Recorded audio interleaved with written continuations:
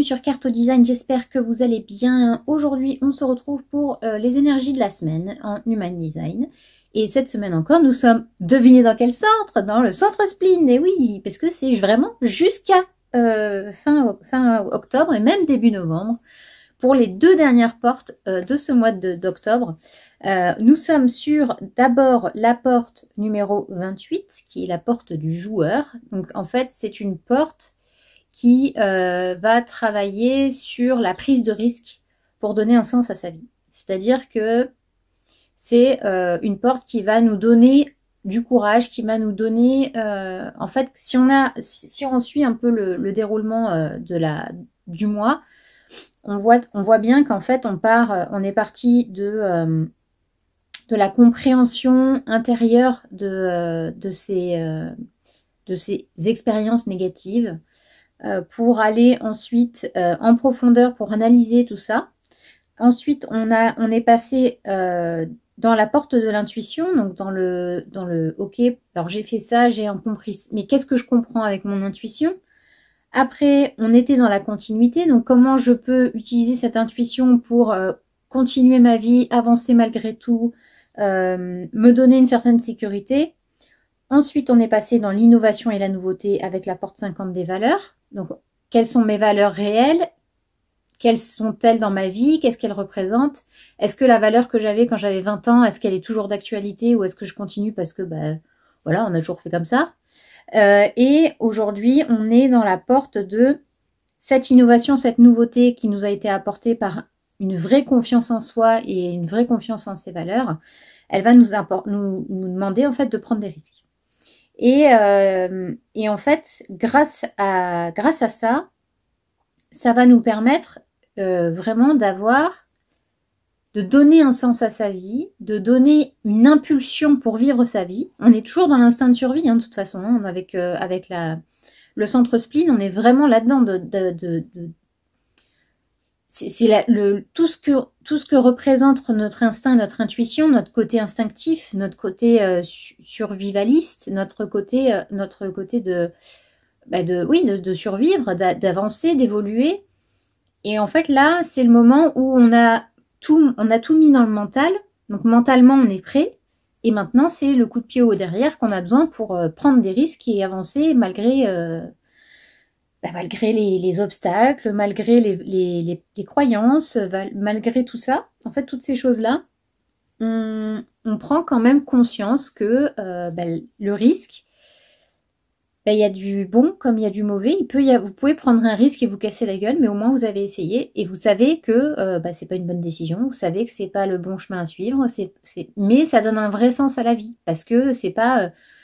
Moi j'ai compris. Hein, donc je reste dans mon petit train-train parce que en plus je me sens en pseudo sécurité. Donc je suis là, je suis bien dans mon truc et je prends pas de risque parce que, non, parce que si jamais ça change et que ça me plaît, c'est chiant, quoi. Parce que là, je suis entre le cul, entre deux chaises, mais c'est pas grave, ça va, j'arrive à trouver mon équilibre entre les deux chaises.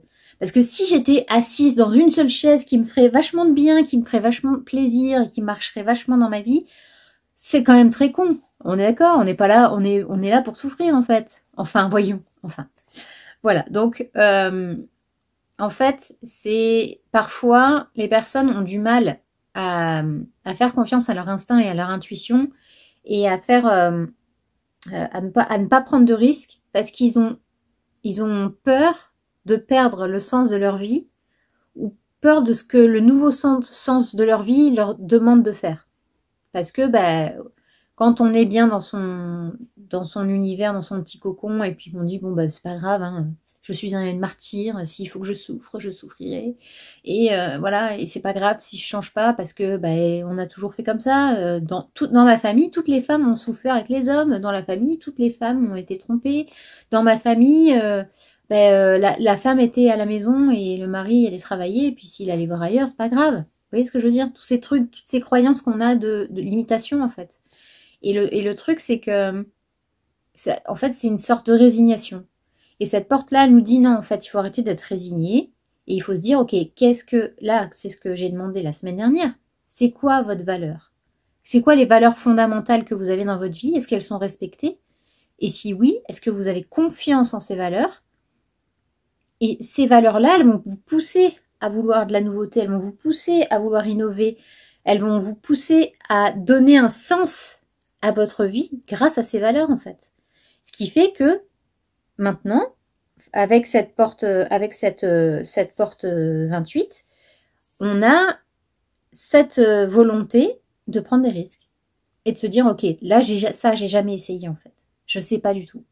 Par exemple, quand moi je suis venue ici au Portugal, je savais pas du tout à quoi je m'attendais, mais j'ai fait cette prise de risque, j'ai pris ce risque parce que je me suis dit là où je suis, ça ne va pas. Il y a un truc qui va pas. Ce n'est plus en adéquation avec mes valeurs. Donc, qu'est-ce que je fais? Ben, je prends le risque. Alors certes, je prends le risque, on prend le risque. C'est-à-dire qu'on est deux. Donc c'est vrai que c'est quand même plus simple de prendre des risques quand on est deux que quand on est seul. Je peux le comprendre. Mais une fois qu'on est bien aligné et qu'on a trouvé nos valeurs, finalement, les prises de risque, parfois, ben voilà, c'est comme le jour, la première vidéo que j'ai faite. Peut-être qu'elle était pourrie, peut-être qu'elle était mal cadrée, peut-être qu'elle n'avait pas de sens, peut-être que j'étais un peu en stress. Mais j'ai pris le risque et j'ai continué parce que finalement, je me suis rendu compte que cette prise de risque de faire des vidéos et de parler avec vous, etc., ben, c'était quelque chose que j'aimais faire en fait. J'ai pris ce risque parce que j'avais vraiment envie de voir ce que ça fait. Et finalement, ben, j'ai des followers. De toute façon, je ne suis pas là pour en avoir 300 000. Hein. Si j'en ai un jour 300 000, mais Dieu merci, merci beaucoup. Mais ce que je veux dire, c'est que je faisais ça surtout pour partager ce que j'avais envie de partager avec vous, sur les énergies, sur mes tirages, sur les sensations que j'ai, sur les ressentis. Je voulais partager, j'avais envie de partager, j'avais envie de vous apprendre des choses sur l'human design, j'avais envie de vraiment de donner mes connaissances pour, voilà, pour échanger, pour peut-être donner une clé à quelqu'un pour ouvrir une porte. Et voilà, ce risque, je l'ai pris. Et finalement, ça donne un sens à ma vie. Donc ça, c'est super important. Et en fait, cette porte 28, c'est que si les gens, enfin, si on est beaucoup justement à prendre ce risque et à aller vers l'inconnu, c'est justement à cause de la peur d'avoir une vie qui n'a pas de sens.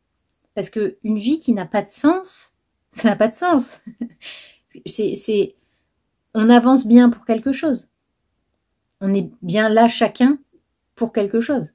Donc, si votre vie n'a pas de sens, il faut vous poser les bonnes questions et vous dire, ok, c'est quoi le sens de ma vie?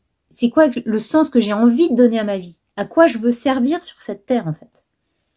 Et c'est quoi ma mission? C'est quoi mon chemin de vie? C'est quoi mon but dans la vie? C'est trouver un sens à votre vie, c'est hyper important. Et à la fin de cette semaine, on sera toujours dans le spleen, hein, jusqu'au bout, hein, c'est ce que je vous disais. Avec la porte 44 qui est la porte de la vigilance. Alors la vigilance, elle vous dit que prendre des risques, c'est bien, prendre des risques inconsidérés.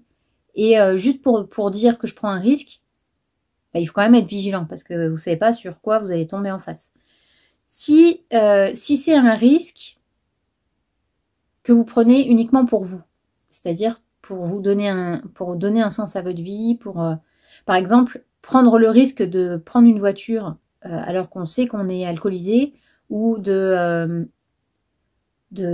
sais pas moi, voilà. Ben, ça, par exemple, cet exemple-là, tout simplement, on sait très bien que c'est une prise de risque inutile.